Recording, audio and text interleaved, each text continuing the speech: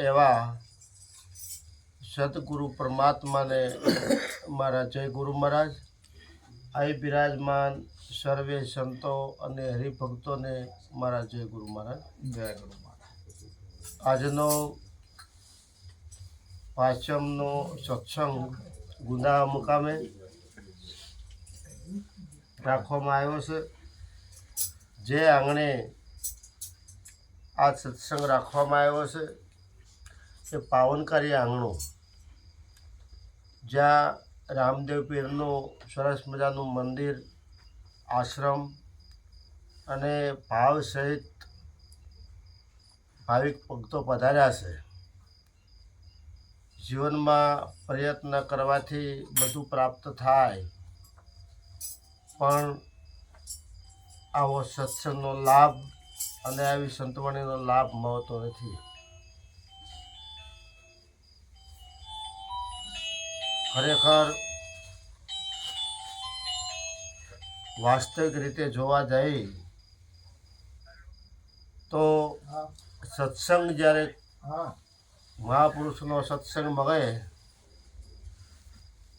ત્યારે આપણું મન શાંત બનતું હોય છે, આપણા મનને શાંતિ મળતી હોય છે. માટે આ શાંતિ ક્યારે પ્રાપ્ત થાય કે આપણને સંતોષ ધન પ્રાપ્ત થાય ત્યારે. અને સંતોષ ધન ક્યારે પ્રાપ્ત થાય કે જ્યાં સુધી આત્માની જાગૃતિ થઈ હોય તો આપણને સંતોષ થાય અને ઠરવાનું ઠેકાણું મળે છે. માટે કહેવાયું છે કે મન સમજાવે તે નર મોટા, સ્થિરતા પદમાં ઠર્યા. નિરાત નામ ગુરુ તરતારણ તે ભવજવમાં તર્યા.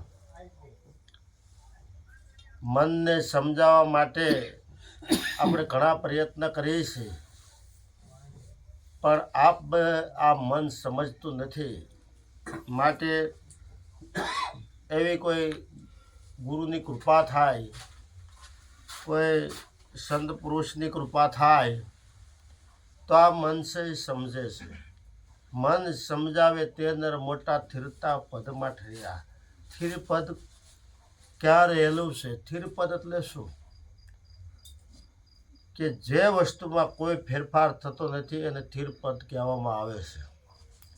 આપણને એમ કહેવાય, વૈજ્ઞાનિક રીતે એમ જોઈએ કે સૂર્ય ઉગે અને આથમે. વાસ્તવિક રીતે સૂર્ય ઉગતોય નથી ને આથમતોય નથી. આપણે અજ્ઞાનતાના લીધે એમ કહીએ. એક પંડિતે માજીને પૂછ્યું કે માજી, આ રસ્તો ક્યાં જાય છે? મારી તો કાંઈ ભણ્યા ગણ્યા નહોતા, પણ અભણ કેવું યાદ રાખે એવું માજી એવો જવાબ આપ્યો કે આપ તો ભણેલ ગણેલો એવા લાગો છો. હે પંડિત, આ રસ્તો ક્યાંય જતો આવતો નથી. આ રસ્તા પર મુસાફર આવે જાય છે. જ્યારે આપણે બસમાં બેઠા હોય અને બારીમાંથી જોઈએ, વાસ્તવિક રીતે બસની મુસાફરી શરૂ છે. એ વૃક્ષની કોઈ મુસાફરી નથી, આ રસ્તાની કોઈ મુસાફરી નથી. એવી રીતે જે સંત પુરુષની દ્રષ્ટિ હોય એ સ્થિરપદમાં રહેલી હોય છે, પણ જેને ગુરુગમ દ્રષ્ટિ નથી એ રસ્તે બેઠા હોય તો કોણ નીકળ્યું કોણ ગયું એ ધ્યાન હોય છે. પણ જેને દિવ્ય દ્રષ્ટિ હોય છે, કોણ ગયું અને કોણ આવ્યું એની ધ્યાન હોતી નથી.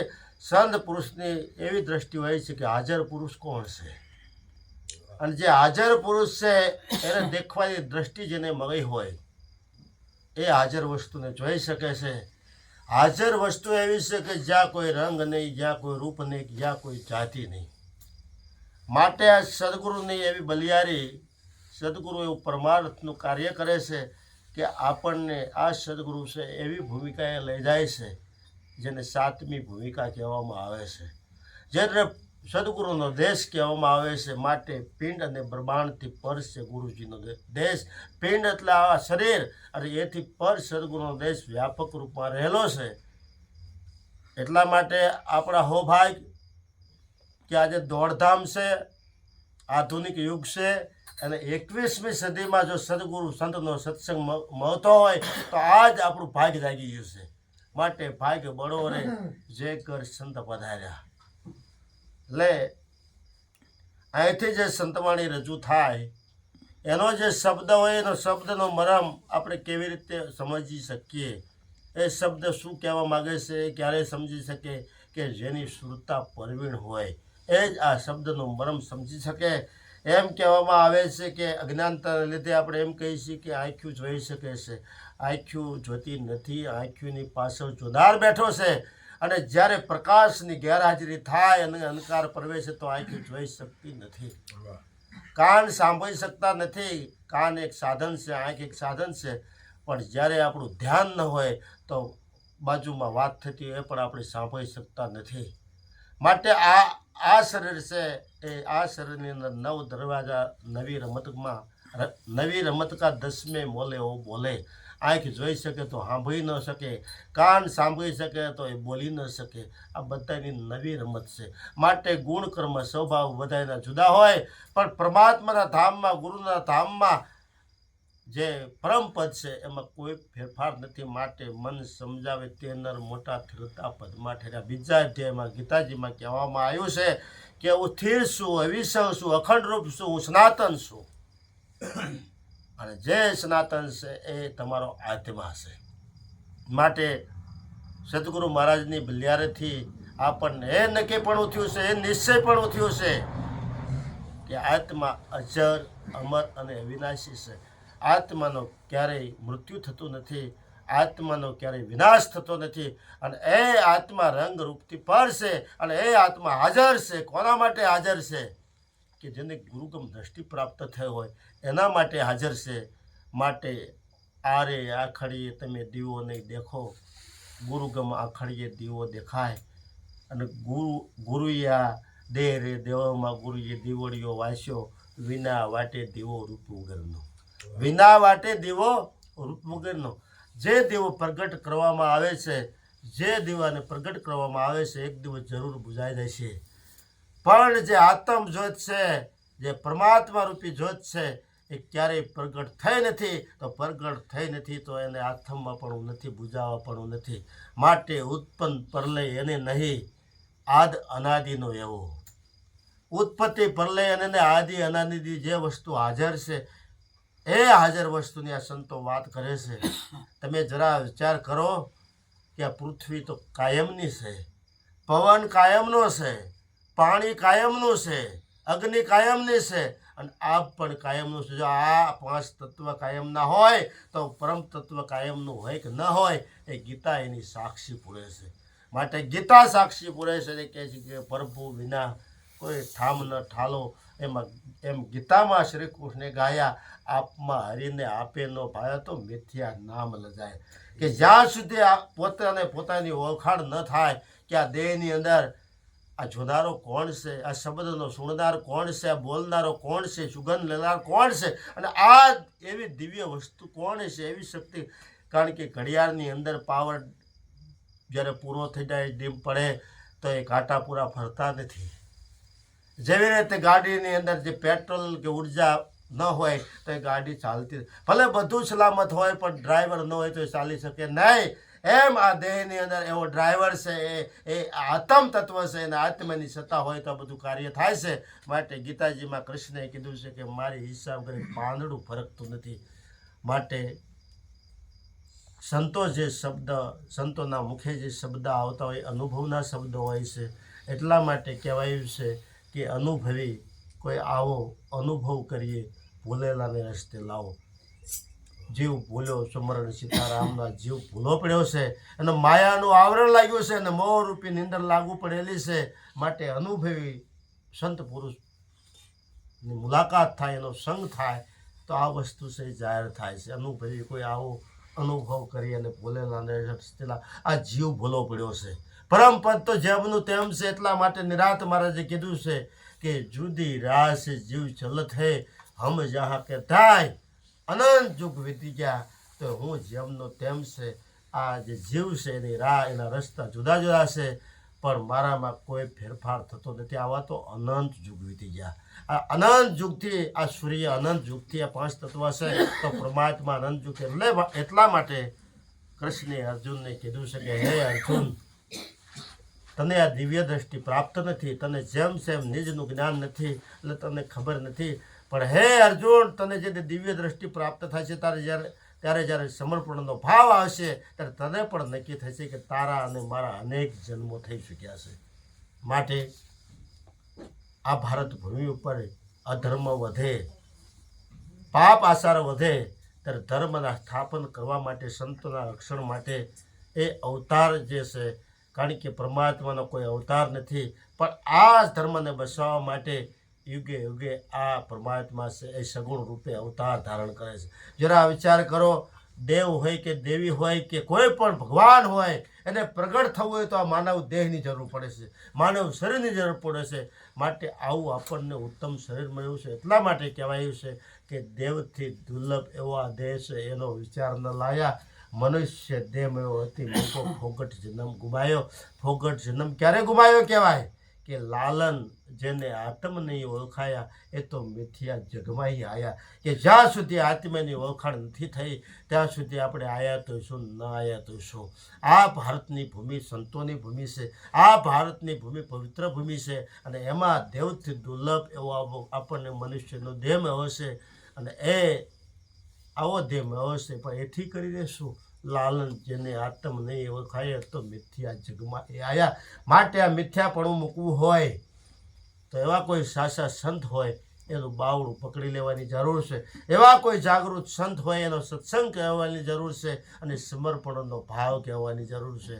માટે શાંતિ પમાડે એને સંત કહીએ, એના દાસના દાસ થઈને આ જીવનમાં દાસપણું કહેવાનું છે. આ જીવનમાંથી હું પણ ત્યાગવાનું છે, કારણ કે હું પદ અને હરિપદ સાથે રહી શકતા નથી. જેનું હું પદ વગડ્યું છે ત્યાં જ હરિ સ્થાપિત થાય છે, ત્યાં જ હરિનો ભાવ રહેશે. માટે હરિને ભજતા હજુ કોઈની લાજ જતા નથી જાણી, જેની હોય સુરતા સામયની સાથ એમ વધે છે વેદને વાણી.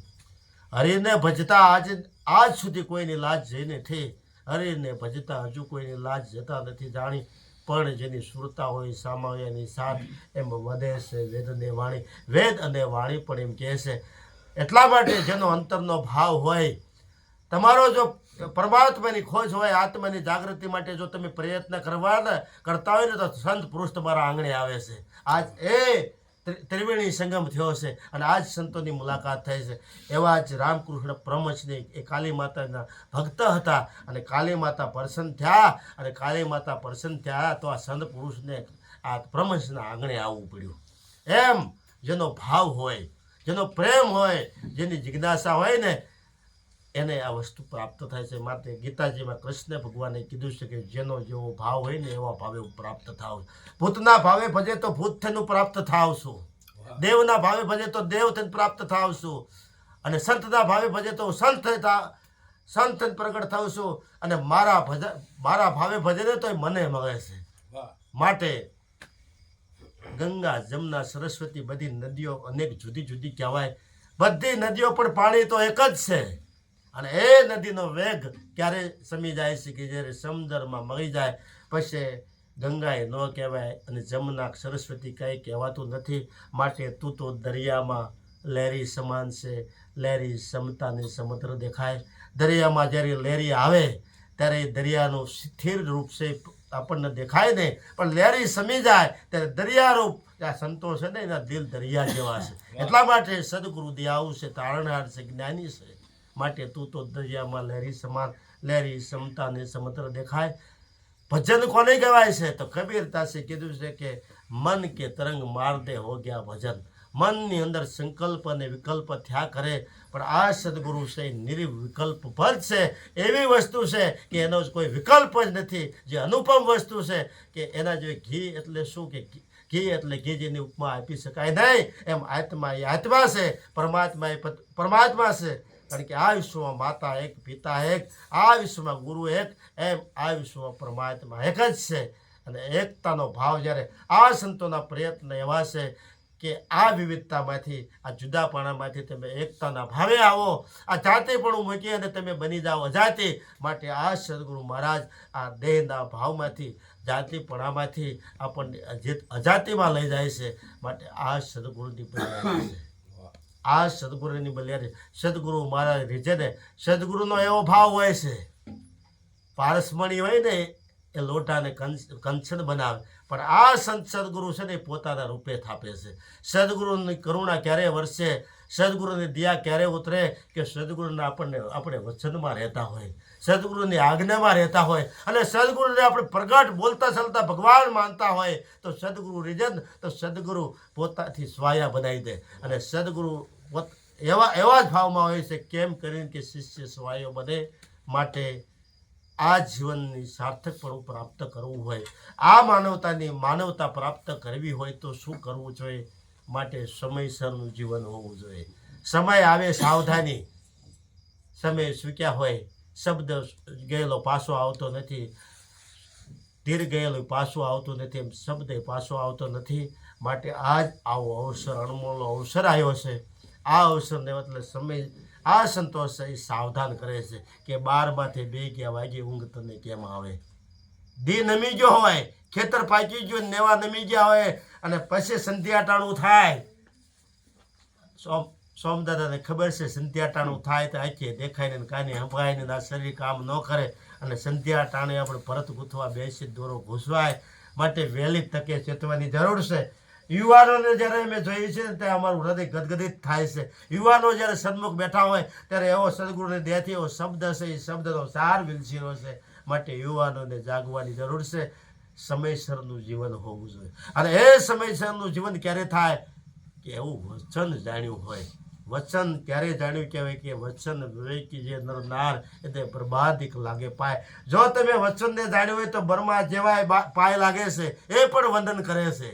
માટે છૂટવાનું ઉત્તમ સાધન હોય ને તો આ સાધન છે. એટલા માટે કહેવામાં આવે છે કહે નિરાત અનુભવી એવાને કર જોડીને લાગુ ઉપાય.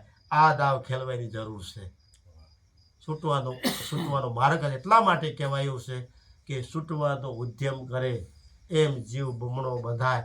આપ હવે છૂટે નહીં છોડાવે સદગુરુ રાય. આજ ભારતના ભગવાન હોય, મર્યાદા પુરુષોત્તમ રામ હોય, પૂર્ણ પુરુષોત્તમ કૃષ્ણ હોય, આ દેશનો રાષ્ટ્રપિતા ગાંધી હોય, તો એને કયું પગલું ભર્યું અને એને કયા પ્રયત્ન કરાય એ તપાસવાની જરૂર છે. મર્યાદા પુરુષોત્તમ એવા રામને શ્રી વશિષ્ઠ મહારાજનો ભેટો થયો. પૂર્ણ પુરુષોત્તમ એવા કૃષ્ણને દુર્વાસા અને સાદિપ્તનો ભેટો થયો.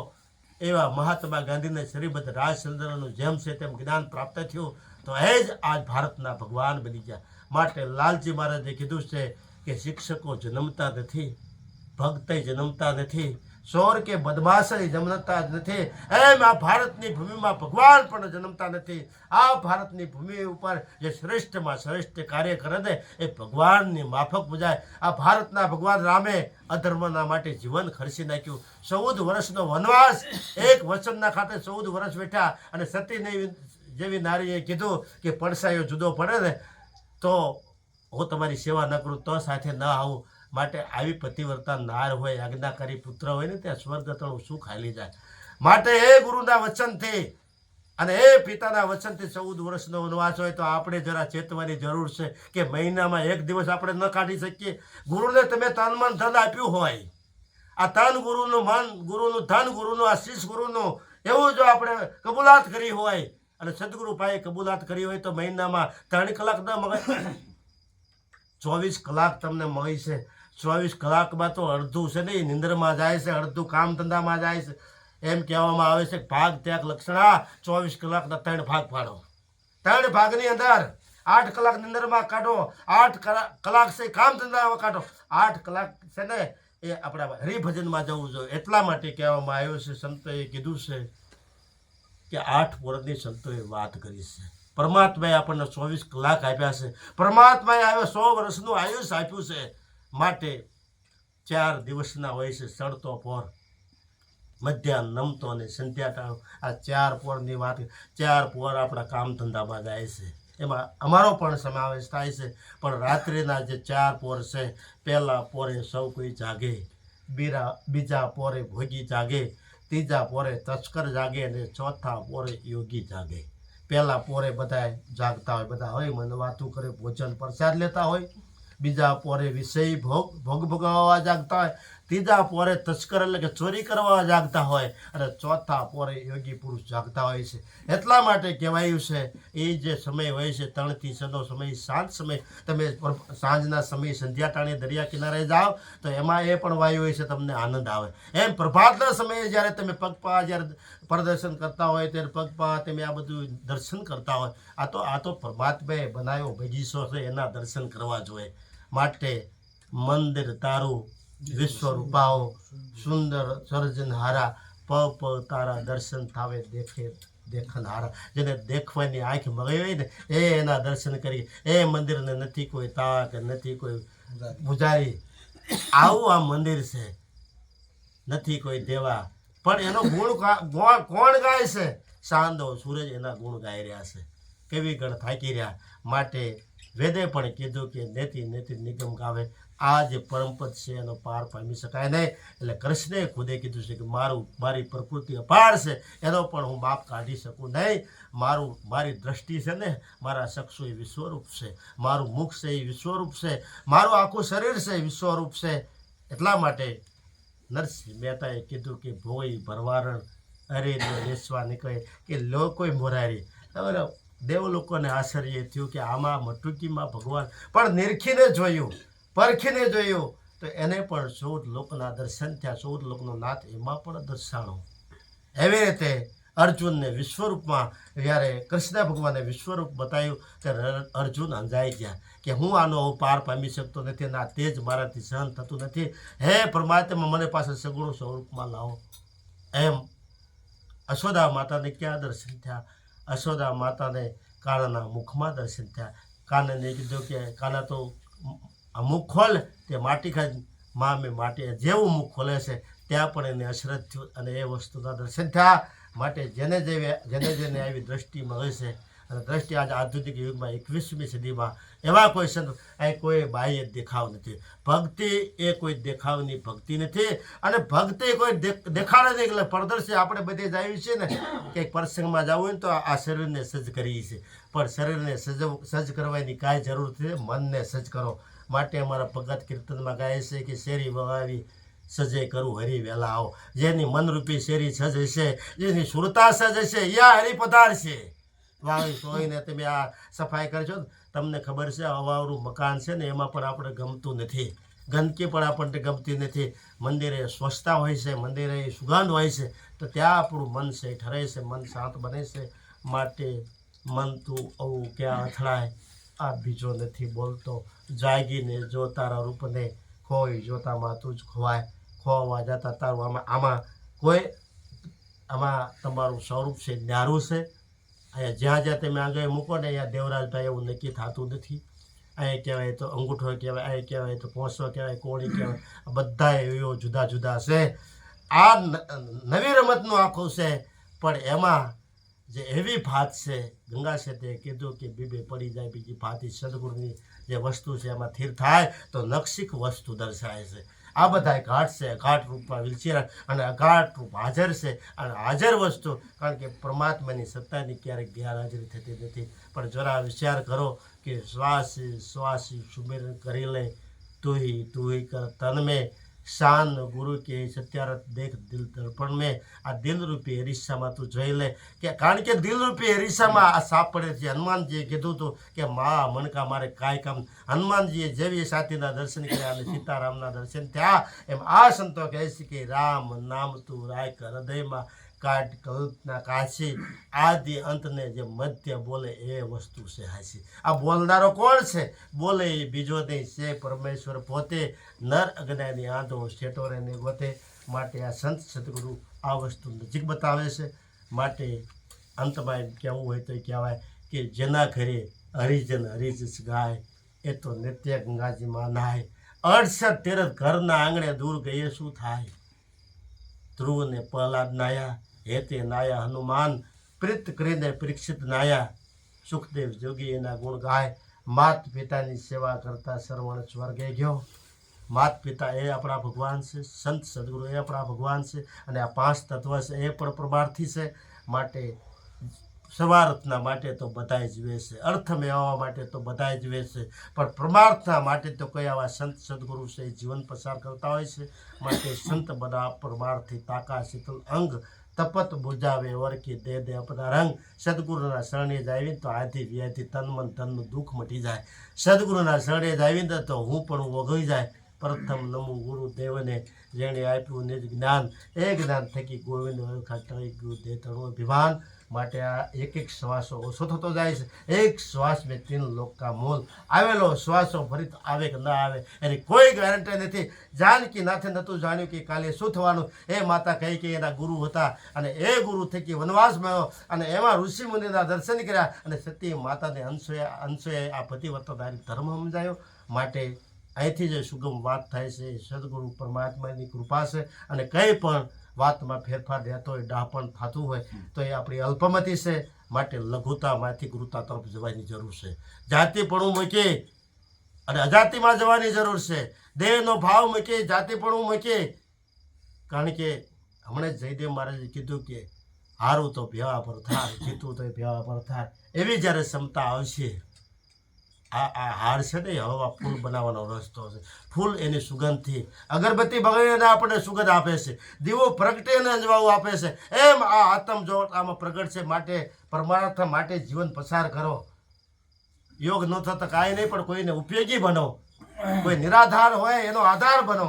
અને માતા પિતાને ક્યારે પુત્રની જરૂર પડે કે આ શરીર કામ ન કરતું હોય ને ત્યારે સેવાની જરૂર પડે.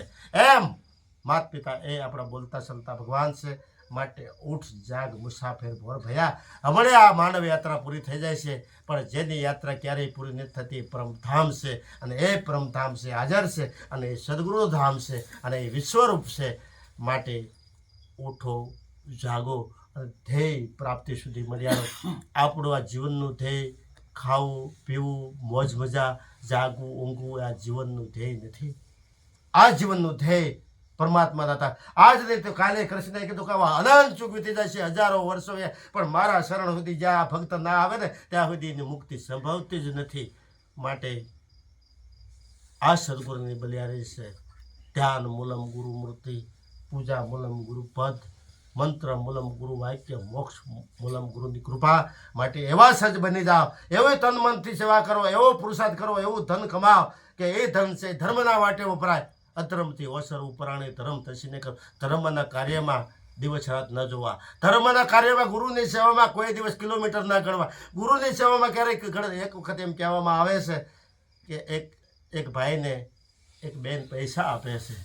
ત્યારે આપણા જેવા પૂછે કે બેન તમે પૈસા આપ્યા તો ગણ્યા કેમ નહીં? તો કે ધણીને આપવાના હોય, એમાં ગણવાનું ન હોય. એમ જેને સદગુરુ ધણી ધાર્યા હોય એને આ કલાકું ગણવાની ન હોય, કિલોમીટર ગણવાના ન હોય. અને મળેલું ધન છે ને, અને જો તમે આમ ન વાપરો તો શાસ્ત્ર કહે છે અમુક ટકા તમારે વાપરવું પડશે. ઓલા બધા બેઠા છે, વકીલો બેઠા છે, ડૉક્ટરો બેઠા છે, આ બધા બેઠા છે. ક્યાંય તમે આ પંપામાં કંઈક આવી ગયા, જો તમે પ્રતિજ્ઞાનો ભંગ કર્યો, કારણ કે જે 5 પ્રતિજ્ઞાનું પાલન કરે છે એને કાયદેથી કોઈ કલમ લાગુ પડતી. માટે આ જીવનની આઝાદી ભોગવવી હોય તો આ જીવનમાંથી દારૂ નજીક ના આવવા દો, જુગારને મૂકી દો, ચોરી મૂકી દો, માંસાહાર મૂકી દો.